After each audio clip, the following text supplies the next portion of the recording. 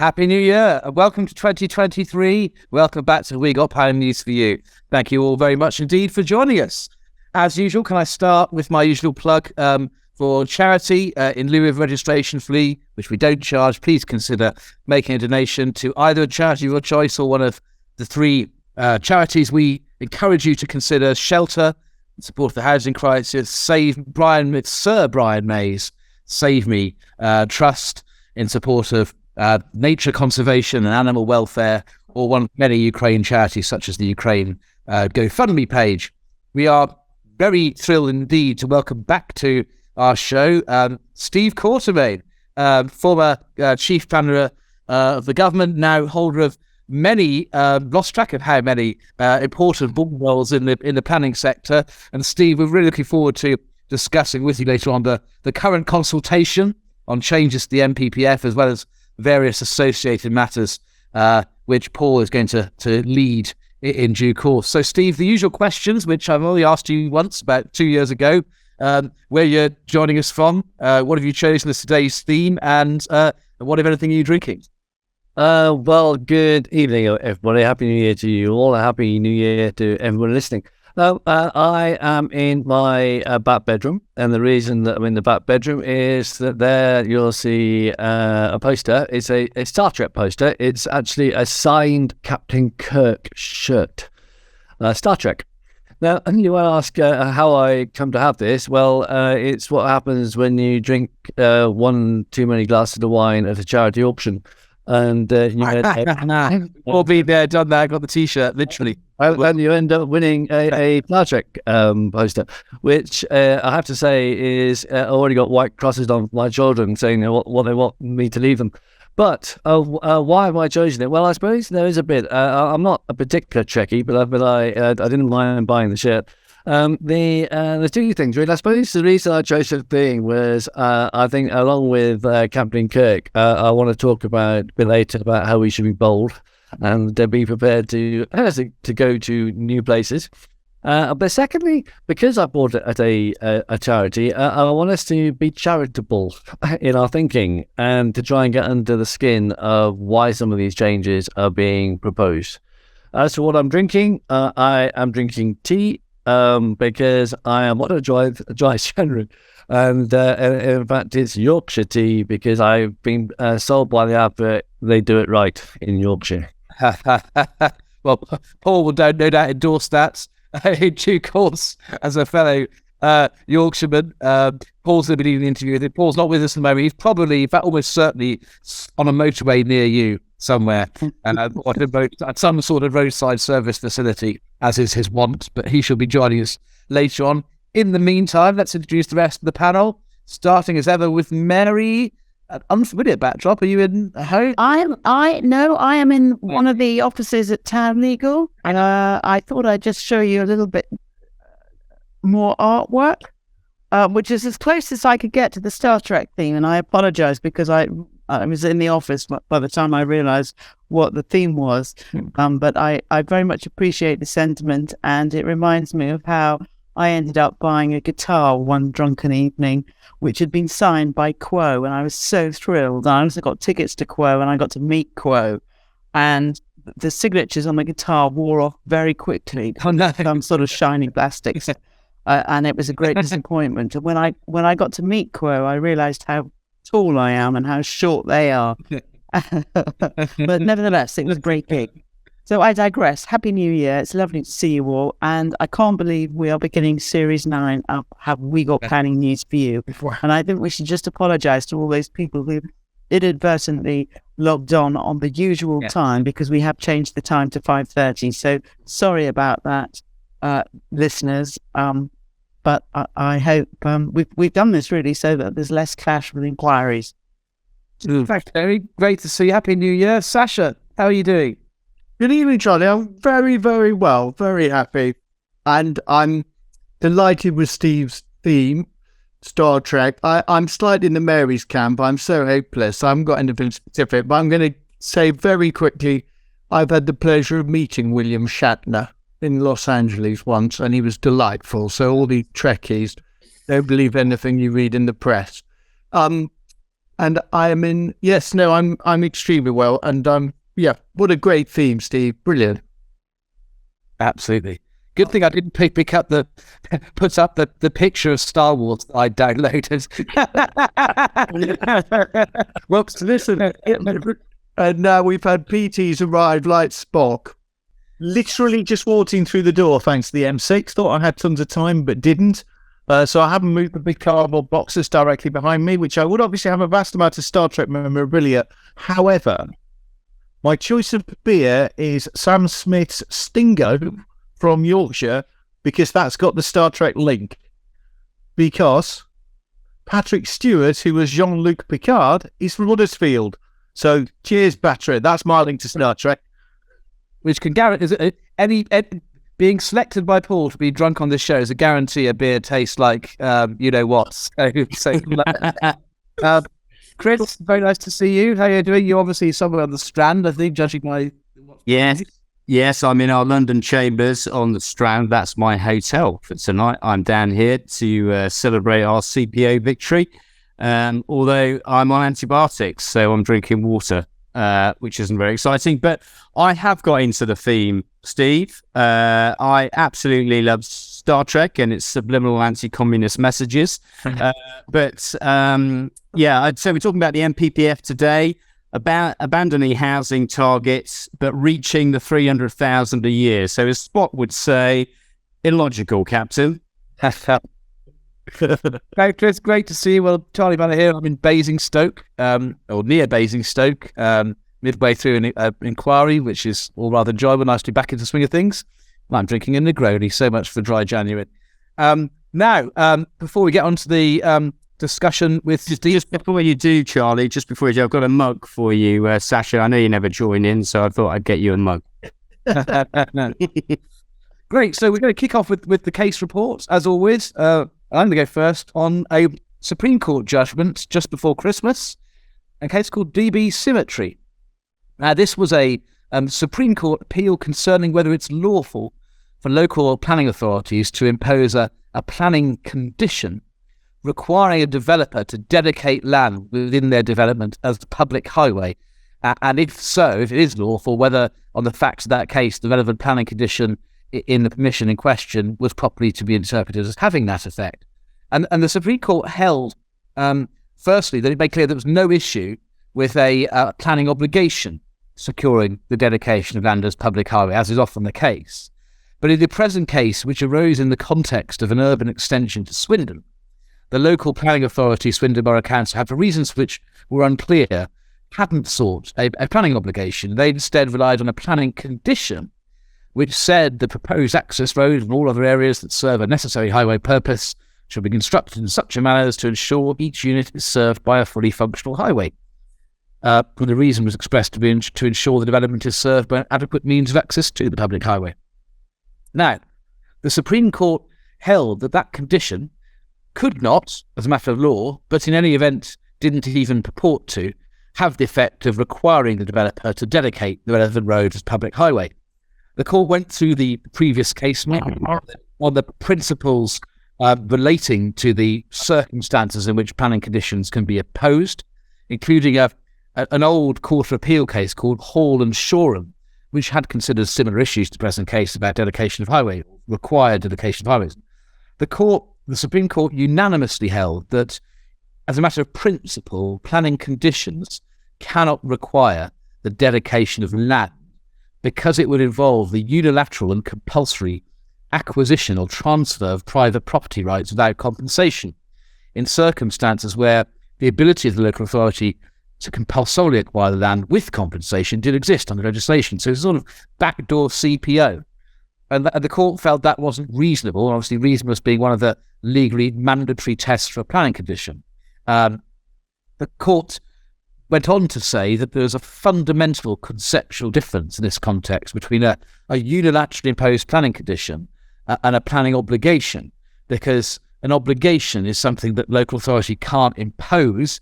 It's only something which could be entered into voluntarily by the developer, albeit under the threat of not getting the planning permission they want, but still they can't be imposed. And so therefore the court felt that in the context of an obligation, there was no question of backdoor CPO without compensation.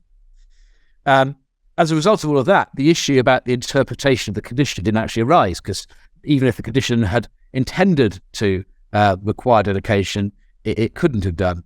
But the court went on to say, actually, just implying the principles of interpretation of planning conditions, which they went to go and restate, natural and ordinary meaning read in its context. The relevant condition didn't, in any event, require dedication. There was no basis for giving it anything other than its natural and ordinary meaning, which didn't say thou shalt dedicate. So, putting that together, key message to local planning authorities: if you want the road and the development to be dedicated as highway, for example, if you want to assure the developer doesn't have a ransom over a neighbouring site which might rely upon the development site for access, you need to do that by Section 106. A planning condition won't work. That's DB Symmertry. Now, Sash, another court case, over to you for the Addison High Court decision. Thank you very much, Charlie. Before I do that, I think collectively we all want to congratulate the 4 CELCs who have just been appointed from our various chambers and locations. So no, absolutely. But I'm also going to give Chris the name of my travel agent to assist him with a better standard of accommodation than the Strand Palace.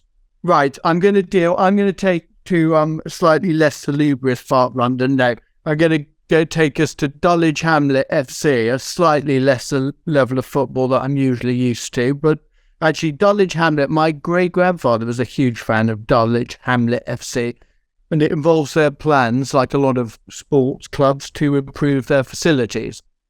And this involved an application to improve their ground. And as we see, the second interested party, Dulwich Hamlet Football Club, which is quite an emotive name in English football. A lot of people will know of Dulwich Hamlet, but then find it more difficult to place. But Dulwich Hamlet had redevelopment proposals.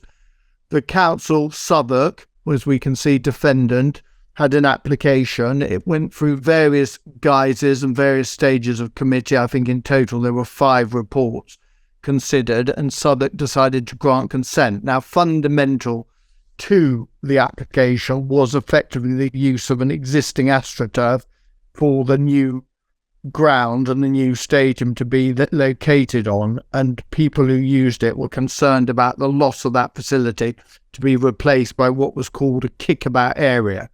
And fundamentally, the whole litigation revolves around, of course, whether the planning officer's report had accurately reflected, dealt with the loss of the existing AstroTurf, and the court found it did. Secondly, the court considered whether the policies, the classic Tesco Dundee line, whether the policy had been correctly interpreted by the officers in informing the members, and again, the judge found it they had.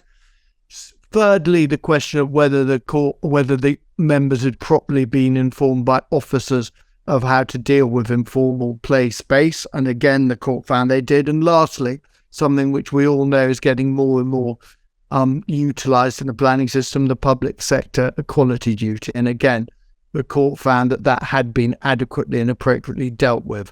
I think the final point I want to say is, interestingly, the judge, although he found against the claimants on all grounds, also concluded that if he had found for the claimant, he would have still found that he wouldn't have quashed the permission, because he took the view that the Supreme Court, the Senior Courts Act, Section 31, which we'll all be familiar with. It's funny, I mean, some judges basically say, I'm not going to address the issue because I haven't got there.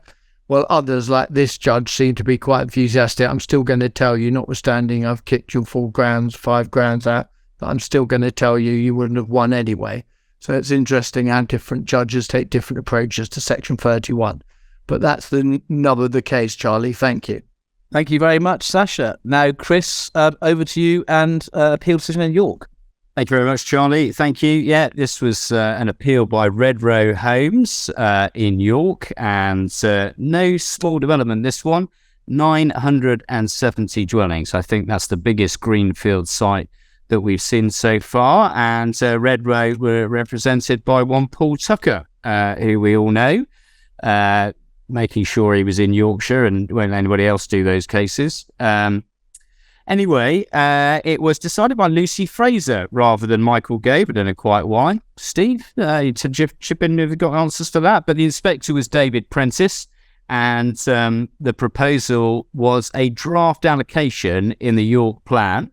And as we know, York's plan has not yet been adopted. The new one, the last one, was in 1954.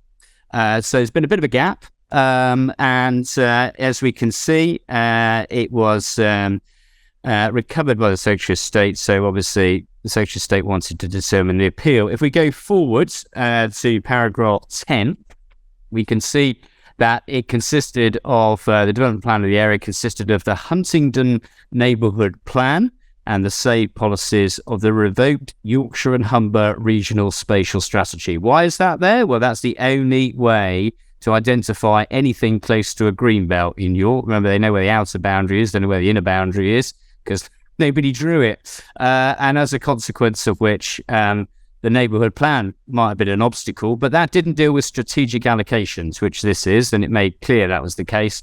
So as a consequence of which, that wasn't an inhibiting factor, and it didn't allocate strategic sites. If we go forward to paragraph 12, we can see what the Secretary of State did with the emerging plan. Now, I've had quite a bit of this, Tonbridge and Malling and so on, where you rely, as I'm sure Paul did in advising him, on the fact that this has been chosen democratically.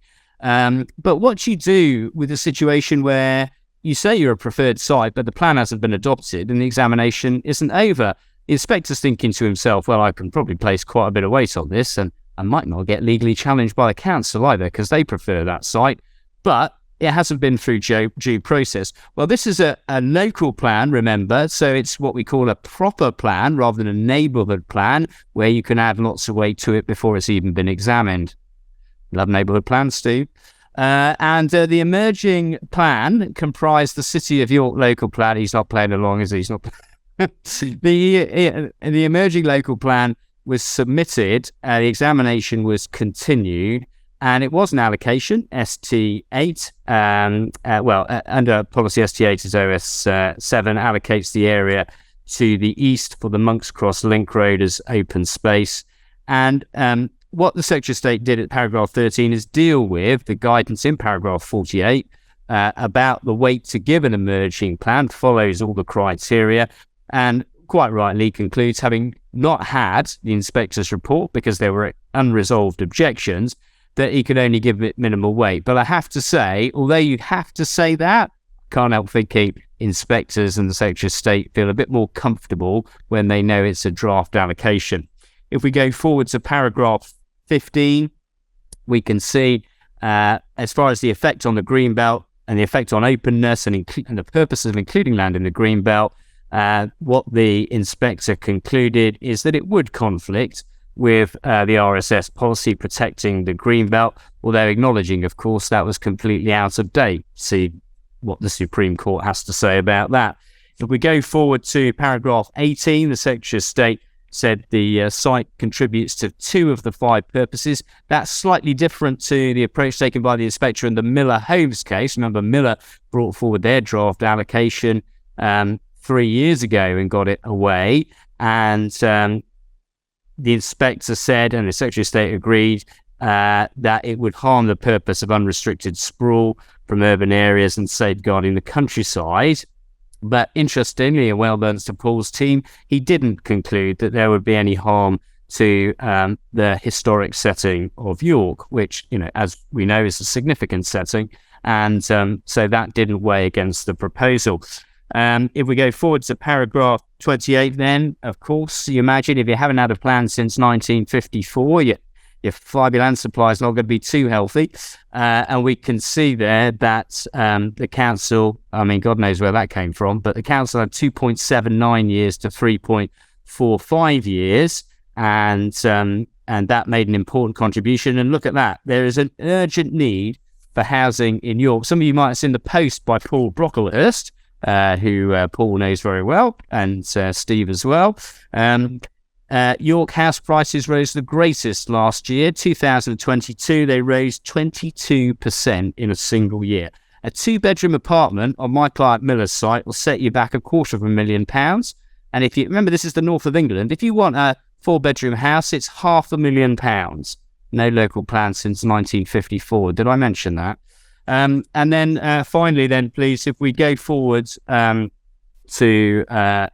paragraph 30, we can see the Secretary of State agreed the provision of a school on the site should be regarded as important, and for early years, completely and utterly endorse that, wouldn't we? It's not just primary school places, we need early year places as well. I can see Charlie nodding with his family, and as a consequence of which it was seen as a significant benefit. Let's look at the overall balance then to finish off. As far as this is interesting actually, character and appearance and biodiversity net gain. Paul's team argued that there would be a benefit from putting 1,000 houses on a greenfield site, but it had a huge country park as well. And interestingly, despite that amount of development, the conclusion is the overall effect on the landscape and attracts neutral weight in the planning balance. So well done to the landscape team and to Paul for reaching a conclusion that overall with the country park, I'm only saying this because I've got one of these appeals in a couple of weeks, but it says overall that it's a neutral effect. And it's the same with biodiversity net gain. So they didn't count the landscape harm, and the biodiversity and the ecological harm didn't count against the proposal. And then finally then, please, if we go forward to paragraph 45, weighing in favour of the proposal, the delivery of housing, affordable housing, each attracts significant weight. We're used to that. The provision of a new primary school and early years facility attracts significant weight as well. So that goes into the upper category. 3 significant pieces of lead, as I describe it, put into the scales. Provision of country park, moderate weight, and the fact that it was an emerging local plan, limited weight. And that amounted to very special circumstances, outweighing the harm by reason of inappropriateness and the additional harm. So really well done to Paul, a fantastic result. What I'd say in particular, Paul, to you, your clients, and to your consultant is well done, because that is in a plan. And who knows how many plans are about to be abandoned, including the York one. The York one might be abandoned. So those who've gone in early, it pays to boldly go. Thanks, Chris. And Mary, over to you, Guildford, slightly closer to home. Slightly closer to home, but not altogether unfamiliar theme. So this was a decision relating to some land, as you see here, in Effingham. It was an appeal by Berkeley Homes, and our listeners may well recall that back in 2018, the Secretary of State granted planning permission on appeal for a hybrid planning application, which was an outline permission for the erection of a replacement secondary school, together with 258 residential units, which Berkeley Homes had succeeded in obtaining on appeal. So that's an interesting backdrop. And as you can see here, there were 2 appeals. The first appeal was for a hybrid application, which was for self-build and a full permission for 110 dwellings. And if I tell you that the land on which the 110 dwellings were to be placed was more extensive than the land on which the 2018 permission had been granted, and also that Berkeley's latest appeal involved a denser form of residential development. So I just want to say that at the outset. And the second appeal was in fact a reserved matters application, which itself stemmed from that 2018 grant of planning permission. And the curious thing here at first blush is that Appeal A was allowed and Appeal B was not. And we should also say that, rather like the York case, this is all about development in the Greenbelt. And therefore, focusing first of all on Appeal A, the development was inappropriate, and the issue of very special circumstances arose. And the inspector was quite clear that the additional urbanisation that Appeal B would bring would be harmful to openness, harmful to character and appearance of the countryside. There was a major issue at the inquiry about whether or not there was a 5-year housing land supply. But the inspector said in relation to Appeal A that was academic, because the tilted balance, he said, cannot be engaged due to the green belt location. He reached that view in paragraph 28 of his decision before he'd come to a view about very special circumstances. But he said that the housing land supply evidence was relevant because in broad terms it would help to inform the weight that he gave to the benefits of both open market and affordable housing. So he listened to a lot of the rival submissions, and it's fair to say he came down rather more in favour of the appellant's team, led by yours truly, Chris Young, than the council's team. And he found that there was a substantial current delivery backlog in Guildford, in the order of 1,000+ units. He didn't need to reach a specific figure, in the order of 1,000+ units. And that was leading to significant delays in the delivery of affordable housing. And he gave, therefore, the contribution that Appeal A would make was significant, both in terms of open market delivery and affordable housing delivery. And we have to bear in mind that this is all against the backdrop of the need for a new secondary school having been accepted. It was accepted way back when the outline was granted in 2018 on appeal. However, there was another major issue here, which was actually about the viability of the school, because the appellant's case here was that the costs of the school were such that the 2018 permission was no longer viable. In other words, they needed the additional residential development to cover the costs of the school. And the council was saying that the costs of the school and the size of the new school, which, by the way, had been the subject of a reserved matters approval, was excessive. So there was an awful lot of evidence about whether or not the reserved matters approval that the council had given was for an excessive secondary school, both in terms of size, but also in terms of cost.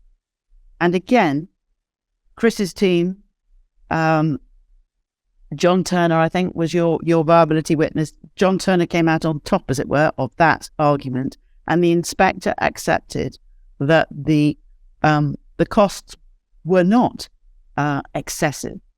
And insofar as the council also then tried to run a case along the lines of, well, maybe you don't need the new school, maybe you could refurbish the existing school, the inspector didn't find that to be particularly helpful, bearing in mind the fallback position. What I find particularly interesting is because Chris ran the viability point, the inspector was clear that the 2018 appeal wasn't a fallback position, because, of course, it was Chris's case that it wasn't viable. And that's why he was, he had to be very careful to conduct a thorough assessment as to whether or not there were very special circumstances in relation to Appeal A. Anyway, Chris succeeded on that. Now, with regard to Appeal B was a reserved matters case approval, as I've indicated, and really the key issue there was about the effect of the development upon designated heritage assets. And the inspector said, well, I've got to perform 2 planning balances. Planning balance number 1, MPPF paragraph 202, do the public benefits outweigh the less than substantial harm? And he said no, the public benefits did not outweigh the less than substantial harm. Then he applied the ordinary planning balance. So because of his first finding, there was no tilted balance. So then he applies an ordinary balance, and he comes to the conclusion that planning permission should not be granted. So Chris succeeds on his hybrid application, giving him more residential development to cross-subsidise the new school, but he fails on his reserved matters approval. So there we go. Thank you very much. Back to you, Charlie, and well done, Chris and Chris's team. So, Paul, over to you to kick off our interview with Steve. And of course, there is only one way to start this. Steve, live long and prosper. The response should be peace and long life. But come on, you've got Indeed, peace and long life. Steve, what an absolute joy to see you. It's been a while since you last on the show. I see from a variety of different sources you haven't kept yourself quietly watching the television behind the scenes. So lots of things. Consultants to HGH, consultant to Town Legal, you're consultant to Quartermain Limited, which is an extraordinary coincidence. I don't know how that happened. You've also, I have to say, you're still on the government website. I don't know if you've noticed. So if you do a quick search on the government website, it tells us that you began your career as a trainee planner, studied geography in Durham, gives you a whole series of other things, became an RTI member in 1982. But then he says this, and this is the government telling me this, so we know it must be true. Steve moved to Yorkshire to be head of development control, and then in 1988 was made head of planning. You have been head of planning for the whole of Yorkshire. How did you do that? That's great. And then, ironically, underneath all of this fantastic list of things that you are, it then says previous roles in government, Chief Executive Planning Inspectorate 2015 to 2016. It's interesting the way it's set out. But Steve, it's a joy and a pleasure to have you on, and also extraordinarily timely to see you. Thank you very much. Well, and I think last time I was on, I was probably in the immediate afterglow of having stepped down from Chief Planner and was sort of relaxing on a sofa downstairs, thinking, thank God I'm no longer having to deal with this. And there's a bit of that. I have kept busy. In addition, I do some work for Traitors. I do some advisory work for LPDF, London Strategic Plan. I chair the board of Properno Housing. I'm actually an independent member of OPDC Planning Committee. I try and help University of Kent with their planning degree. I'm on the advisory board for Women in Planning. And I still try and get some time to get on my bike. So it's sort of, I've tried to keep busy. Fantastic. Well, it's a joy that you've made time to be able to spend some time with us, Steve. Right, so firstly, you whilst doing these other things, you'll have noticed government reform. And the path to government reform, frankly, has not been entirely smooth over the last couple of years, it's fair to say. And indeed, we've just had the announcement that government wasn't proposing to provide any further response to the white paper that we had a Have We Got Planning News for You special on in the summer a couple of years ago. No response at all, which seems a little discourteous, but there we are. So what does that say about the process of major reform, that we've had these pre-announcements that have gone nowhere? Or is this really just politics? Well, I mean, I think it is a bit disappointing that there's going to be no response. And I suppose the answer will be that they think that the current programme of a promised reform, the conduct, the LURB, the track changes are all part of the response to that.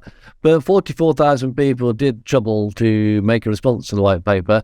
And I suppose there would have been a legitimate expectation of some sort of response.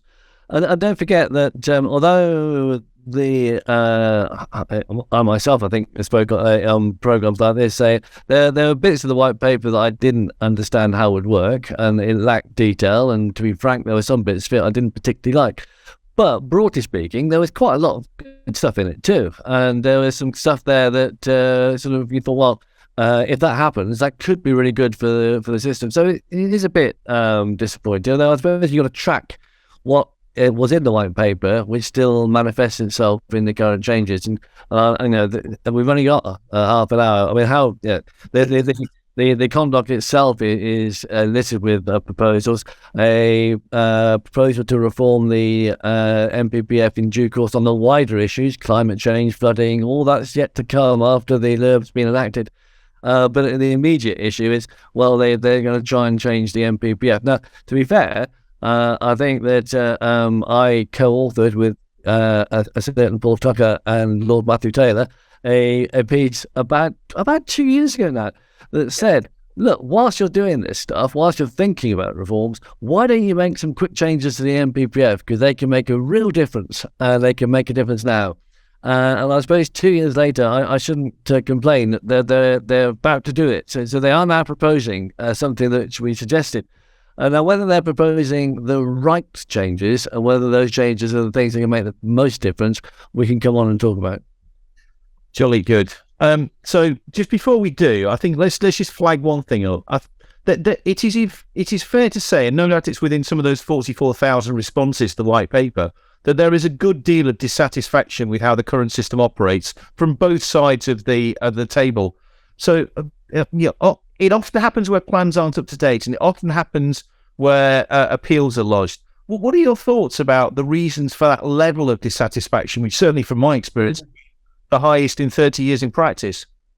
Well, I think that was partly behind my opening remarks about, I refer to it as being charitable, but a better way of, walking in other people's shoes. You've got to understand, what it is that the government are hearing, or what ministers are hearing, what local MPs are hearing. And if you think about communities responding to the planning system, saying, well, look, we have a neighbourhood plan in place, and yet we still lost an appeal. Or this was an appeal that was lost, that was in open countryside that we didn't expect to lose because it wasn't in the plan. Or they see an application submitted and then it doesn't get built out quite like the proposals were when they went to the exhibition and looked at it. Now, that sort of level of dissatisfaction with the planning system is what's fueling some of the political responses to the changes. Now, you could argue that the system is not necessarily the thing that's faulty. The system is only legislation. It's words, it's words on a page, and it tells you how to do things. It's how that system is applied. And some of the arguments I've had before is about holding people to account for delivering the system. So local councils should be delivering the plan. They should be having an up-to-date plan. And I think that, for the electorate, it's a legitimate question to ask that politician that stands on your doorstep, knocking on the door, looking for your vote, what their position is on getting a plan in place that's going to do something that's going to meet the needs of that community.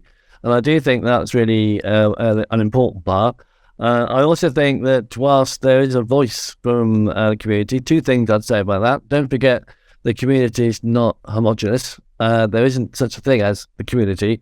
The community is made up of lots of communities. And one of the things that I think we often find ourselves talking about is that we hear the voice of the people that are often already got a house and are often already living in an area. It's much harder to hear the voice of those people who are living in overcrowded conditions or on the housing waiting list, or those aspiring young people who either can't afford to buy a house or can't even afford to rent a house. And I suppose I would argue that planning is the voice of those people, and we're trying to make sure that those people get heard through the planning system. And those people who are on the call at the moment, any questions that you want to raise, please raise them, because at least one or two of our panellists will deal with those later on. But can I deal with my questions in relation to the draft MPPF first of all, Steve, if I can?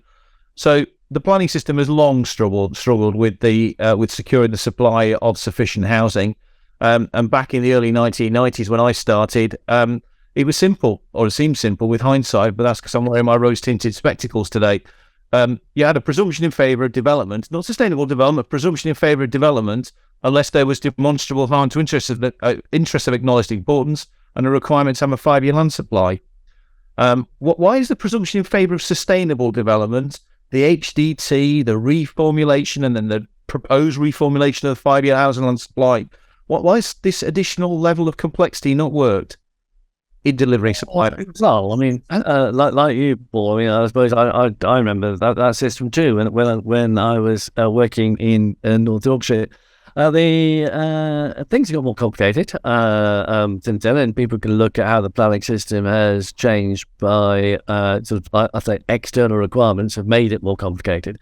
But I do think that there is a challenge about trying to knit some of the component parts for the planning system together in a more coherent way.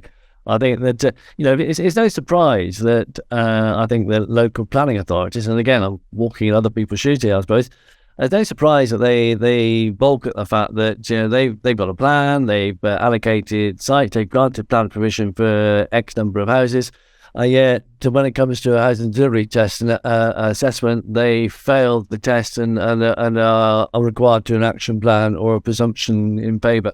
It's not surprising that they say, well, look, we're doing everything we can, and we are failing the test, and that doesn't seem to be right. So I think that there is an argument that some things used to work quite well, and I think that I used to argue quite often that it's not a sign of weakness for a government to go back to something that they changed in the past, to say, well, actually, although we changed this did used to work quite well, and perhaps we ought to revisit it.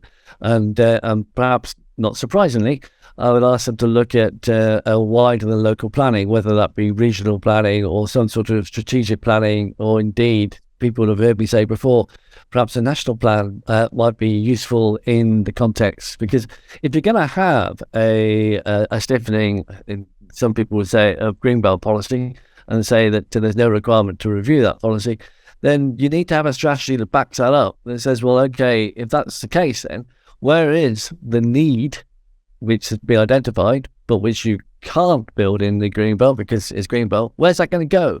Because it shouldn't just go nowhere. And that's probably the key issue, which is behind some of Chris's comments about the rising house values in York. Because we need to try and be the voice for those people who need houses. Tell you one other thing from the 1990s that we don't need to see back, and that's a character called Max Headroom. There was an electronic character which keeps diving forward to and from on the screen and disappearing into his background. Turn your background off, Charlie. You look like Max Headroom. So my next question, Steve, is this. It's now proposed to water down the 5-year housing land requirement in a couple of ways. One of which is, once a plan's submitted, let's drop it down to 4 years. Playing with the buffer, no requirement at all once the plan's been adopted. But will that generate greater housing land supply? Because presumably it's intended to, through better and greater commitment to plan making. What are your thoughts? In an ideal world, if every local authority had a plan and that plan was up to date and identified the housing number that related to the housing need, and don't forget that the existing system still says that the objectively assessed need is the starting point for your housing decisions, that there's no mandatory requirement to meet the objectively assessed need. If you read the PPG, it says that's your starting point. Then you should look at the capacity of the area to meet that need. One of the things I sometimes, I will answer your question, Paul, anyway. One of the things that I sometimes come back to is there's a lot of talk about right houses in the right place. Well, the right houses surely is the objective assessed need, because those are the houses that you need. The right place is where you've done the calculation for the need for. Now, if you start from that premise, you said, well, you should be building the houses where you need them. Now, of course, you can't ignore the fact that some places have constraints. Now, some of those are environmental constraints, and you have SSIs and the like. Some of them have policy constraints. And let's not forget that the Greenbelt is a policy constraint. It's not an environmental constraint, it's a policy constraint. It's there to stop coalescence, and the reasons for the Greenbelt are set out in the NPPF. Now, if you've got those constraints, then you can come up with a lower figure than your objectively assessed need and justify where you should plan for it. And I'll come back to that probably in a minute, about how plans should actually set out and evidence why they've come to the figures they've come to. Now, I think that we need to try and emphasise that that's how the system's supposed to work.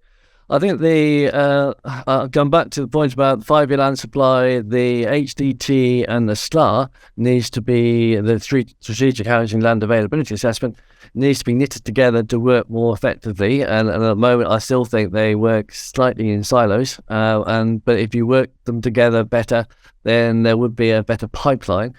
But the idea, and here's the answer to your question, that if it had a local plan and it had the sites allocated, and you had a delivery which was delivering the numbers in your plan, you don't need a 5-year answer fly because you're delivering the numbers in your plan. Thank you, Steve. And far be it from me to say that I've ever told somebody that I'm asking questions that you haven't answered my question directly. So it's delightful that you know when you haven't. That's a good witness. And I'm going to ask you about development plans just a moment. Before I do, I'm just follow up on the issue in terms of Greenbelt. When I started off, when the Secretary of State used to approve structure plans, it used to be a mantra that Greenbelts were always intended to be 2.5 plan periods, which was 25 years before they were reviewed. Whereas now the approach seems to be Greenbelts are some sort of sacred cow in political terms. Do you have any thoughts as to whether or not we are really going down a mistaken route by that? Or should there be sacred cows? They should be long-term policies. I think that I would take the view that there's a danger in people not reviewing their Greenbelt boundaries, because which people may be very tempted to do, and you've seen I've read the same as you have. People beginning to withdraw plans because they think, perhaps we don't need to race this down in the Greenbelt. Quite apart from, you could argue that that's failing the communities because they're not meeting the need. And presumably they've done the balance already about the needs against the Greenbelt function in coming to the plan they've currently got. But leaving that aside for a minute, I think that if I was a local authority, I would want to make sure that if I went into an examination or if I was dealing with an appeal, that if somebody came forward and said this site should be released from the Greenbelt, that I had evidence in my back pocket that would demonstrate why it shouldn't be released. And the only way I can do that is if I've reviewed it and said, this is why this site's still important in the Greenbelt. If I don't review the Greenbelt, then I think I'm at greater risk for somebody saying, well, this site should come out. So if I was a local planning authority, even though it says I'm not required to, I would still do one because I would want to have the evidence as to why my Greenbelt needs to be protected. But the difficulty isn't it, that if need of itself no longer being a justification to release land from the Greenbelt, then an authority will be facing an argument at an examination that you were out of step with government policy if they did think need was of itself sufficient. And I wonder if that ties in with, or how that ties in with the proposal to remove justification as one of the limbs of soundness, which just seems a little odd as to how you can have an unjustified plan, but I look forward to that. For me, there's a number of key issues, but that's one of them, isn't it? The change of the test of soundness. We did argue, and in the paper we wrote a couple of years ago, I did argue that the test of soundness was one of the things that needed to be changed. But I argued, and we argued, that it was actually a paragraph that dealt with effectiveness that needed to be changed, and it was the deliverability and viability element that was leading to plans failing. North Essex, for example, being able to demonstrate down to the last penny or whatever exactly how things are going to be delivered in 10 or 15 years' time seemed to be a bar too high. And I think that the issue was, well, if plans are going to be reviewed every 5 years, which they should be, then some of these things you could come back to as part of the delivery of the plan and the review of the plan. So the effective line seemed to be the best way of amending the soundness plan, and it would have addressed what the government's trying to achieve, which is less evidence being put in the front part of the plan and quicker plans. Because what we also tried to argue in that paper was our plans should be presumed to be sound unless someone can demonstrate that it's not, as opposed to what's seen as a current way of saying you've got to prove your plan is sound. And I think that if you turn that around, then it would reduce the amount of evidence that you needed to produce in the first place. And that soundness test, I cannot see how a plan that you don't justify or don't say is the strategy or the appropriate strategy you want to take forward. I can't see how that personally how that can go forward. You've got to be able to say, even to your community, let alone to your examination or to the inspector, surely you've got to be able to turn around to your community and say, this is why we're doing this. And for me, whether it's the word justified or explanation, that line needs to stay in the document somewhere, surely. One final question from me, Steve, and then I'll hand over to everybody, including Max Headroom. Do you miss being at the heart of reform? Well, being chief planner and working for the civil service and being a Whitehall is a privilege. The chief planner job was a great job, and yes, I do miss it. Do I wish I was still doing it? No, because I'm enjoying doing what I'm doing now. I think that I would urge that one of the things I tried to do when I was chief planner was to reach out to the sort of practitioners. I tried to be outward facing and not only talk to developers and landowners and the like, but also talk to community groups, civic voice, etc., to try and learn from the front line. Because unless you look at what's actually happening, you don't know whether the words you write on a paper are actually being delivered in a way that you anticipated them being delivered. So I still think I'd urge the government to genuinely listen and genuinely engage. They often talk about being open to suggestions, open to talk, but I have to say that they haven't accepted my offer to go in and talk to them. Yes. Thank you very much, Steve. Mary, do you have a question for Steve? Yes, I do have a question for Steve. Although, let me just ask the question I had in mind and had formulated, which was: do you think that the suggested promise of removing the need for any buffers and the clarification in the draft MPPF itself that the standard method is the advisory starting point for establishing a housing requirement will be enough to incentivize those with no up-to-date local plan to submit one? That's one question. And is there a danger that those with submitted local plans currently under examination, or perhaps that have not yet got to the Reg 19 stage, will withdraw their plans in order to take advantage further down the line of the new regime?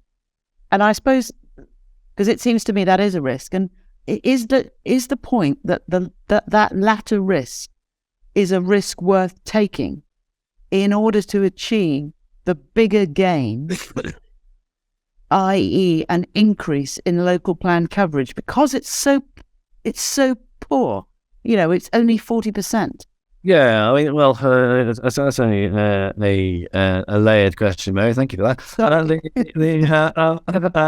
I think that we've already seen, haven't we, local authorities withdrawing their plans, and I think that's a shame.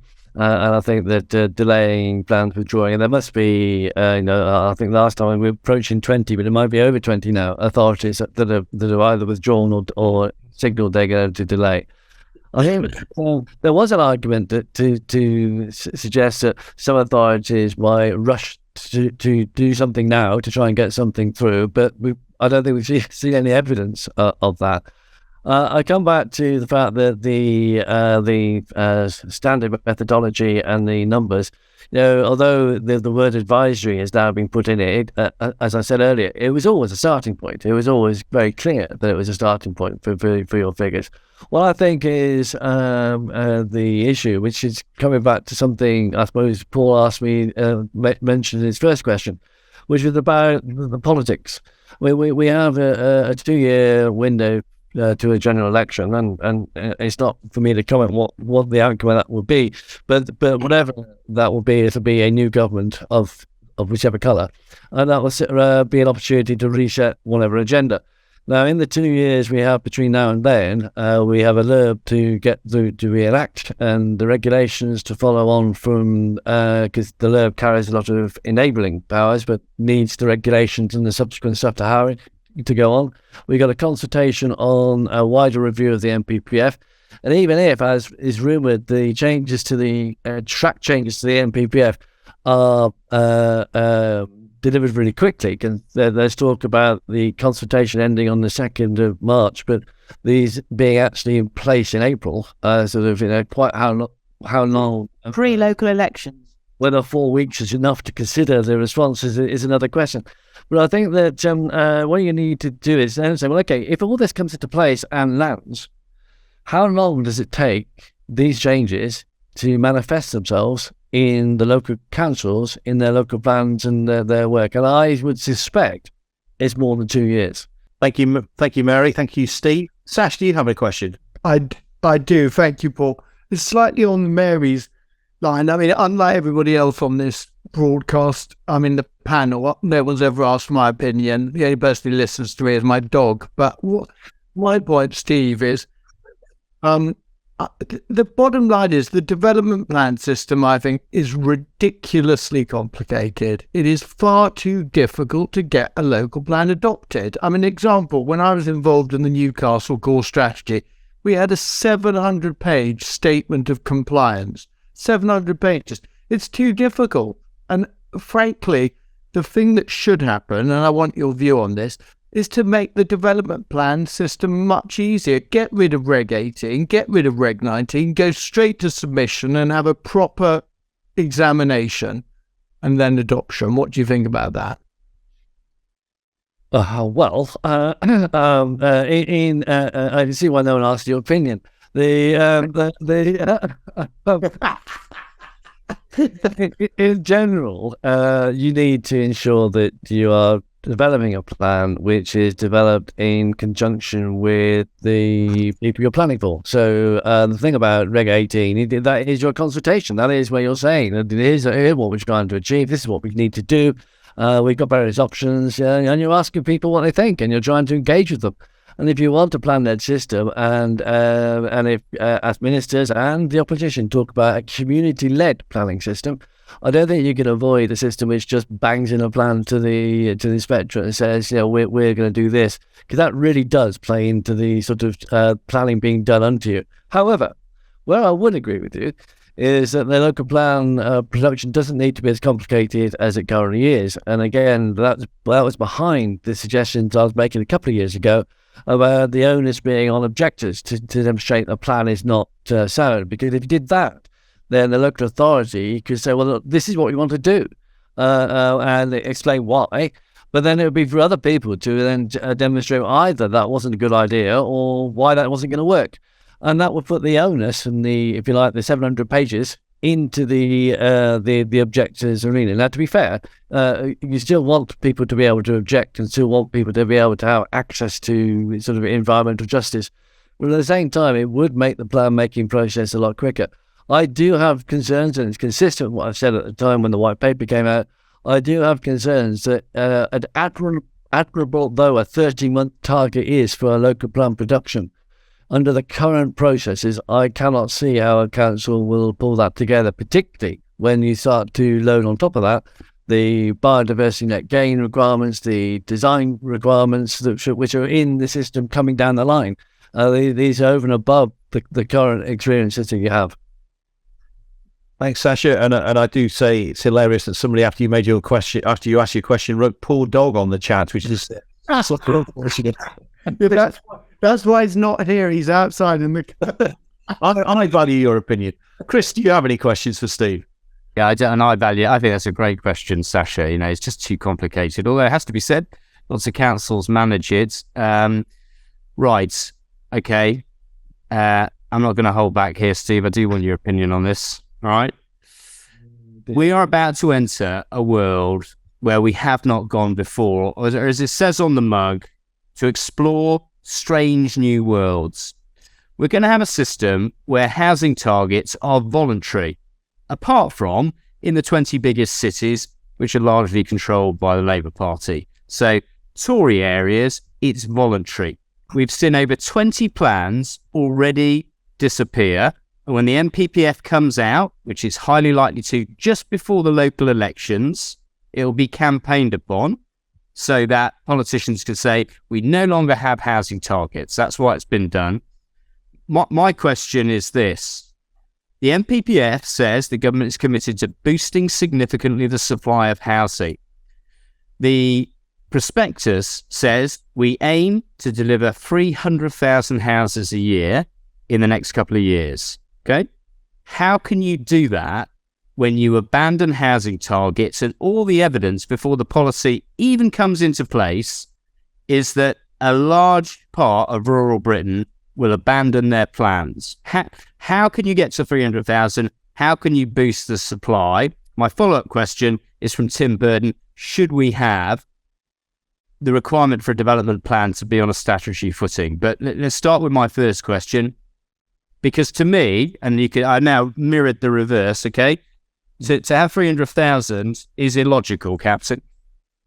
Yeah, I mean the statutory footing of the local plan. You could argue, you could point to bits in the legislation where the duty suggests that it is a requirement to have a local plan. But I think Tim's right, that could be clearer. The issue about you said in when you showed us the T-shirt, it's a logical, Captain. But I think that the issue is about how we respond to that challenge, both as an industry and within local government as a community. I think that I think that the 300,000 figure was always a challenge, and the government have never shirked from that. I have to say that I'll point to the headline that you put up when this program began. Former chief planner. So it's not for me to defend the government's policy these days. That's a question you might want to ask Joanna when she's on in a couple of weeks. But I do accept that your challenge is a good one. That given what's happening at the moment, will the housing delivery be maintained? What was said by the minister only this week was the highest for 30 years last year. Well, to be honest with you, I don't think so. And I think that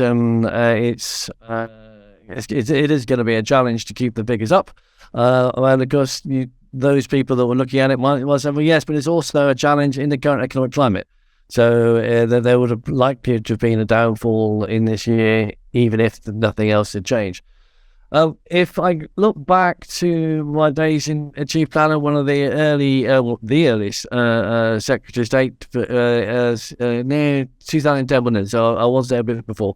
But Eric Pickles used to say, you can trust people to make sensible decisions. And that was really what was behind his localism agenda. And I suppose that's a litmus test, isn't it? Will you be able to trust local leaders and local councils who are making our plans to try and step up to the plate to meet the needs of the people who have elected them? And that will mean building houses. Now, whether that means building the standard methodology number, or whether that builds a lower number, is for local communities and local elected members to determine. What I think has always been the challenge is how do you pick up the houses that fall off the table, i.e. that don't get built because of constraints? Where do they go?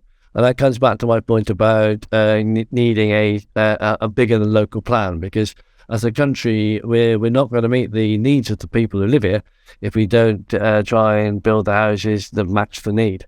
Now, that's the challenge for the planning system. Regional planning? I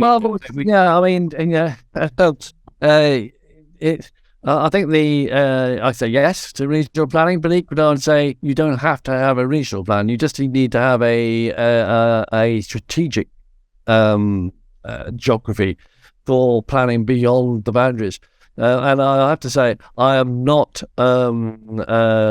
convinced that the alignment policy is going to be any different from the duty to cooperate, if I'm honest. But then, to be fair, as with many things, we've not actually seen what that means. Thank you, Chris. And we're a show which takes ourselves enormously seriously. So I'll give you a clue as to who the next question is coming from. Paul, I'm so pleased to see you picked up the feeling of being with such an excellent hairstyle. Steve, my question is this: it's generally thought to be a rule of thumb in recent years with government consultation papers.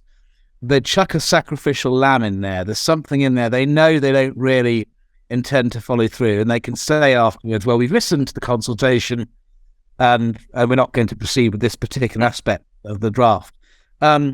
So what is it in the draft NPPF, do you think? Well, I mean, I'd hope it is a line about justification of plans. Because I think that's the one that is troublesome in my mind. I think that there used to be a set of all local authorities that when they produced a plan for consultation, they'd chuck in something that they knew they weren't going to do just to get people to turn up to the exhibition or to respond. Of course, that was, I think, an urban myth, or a myth anyway. There's lots of issues which we haven't touched on today, which are in the ether. The character of an area and whether you can bring new development into an existing area and how you affect the character and whether that's going to rely on design codes as a way of saying, well, this is what the character is. The character of the developer, which is in the conduct about whether you're going to be able to refuse applications because of the character of the developer. Presumably that means they haven't delivered what they said they were going to deliver, and that makes them a bad character. Therefore, you won't sort of entertain any more applications from some of those things. I'm not sure how they're going to sort of carry that through. I know why, again, coming back to my point about understanding why they're doing it. If you're writing policy, ask yourself what they're trying to achieve, and then say, well, does this achieve it? And I think there are some things in there which have obviously been put in there to try and address legitimate concerns that have been raised. Whether or not they'll actually hit the gold and be the answer, there are some things like that which I think will not necessarily last the course. Thank you. Thanks, Charlie, and thank you, Steve. That's most insightful. I think we could say it for most of the evening, but can I finish off by saying, live long and health, peace, and life. I'm so sorry. Charlie. Oh, sorry, Max. I'd be called worth, put it that way. Well, Steve, huge thank you from me on behalf of our audience. Really, really fascinating, insightful discussion. We have your successor on our next show. Joanna is going to join us 2 weeks today, and 2 weeks after that, we can announce welcoming Lord Vasey, Ed Vasey, former cabinet minister, who has recently been the subject of discussion in the planning sector because he wrote a rather powerful letter to one of the main broadsheet newspapers. I can't actually remember the Times or Telegraph. I think it was the Times, about the current consultation. So Ed Vasey is going to come and join us in 4 weeks' time. So we look forward to welcoming you all back to watch us in 2 weeks' time. Thank you very much again. Happy New Year once more, and have a good evening. Cheers, and thanks again, Steve.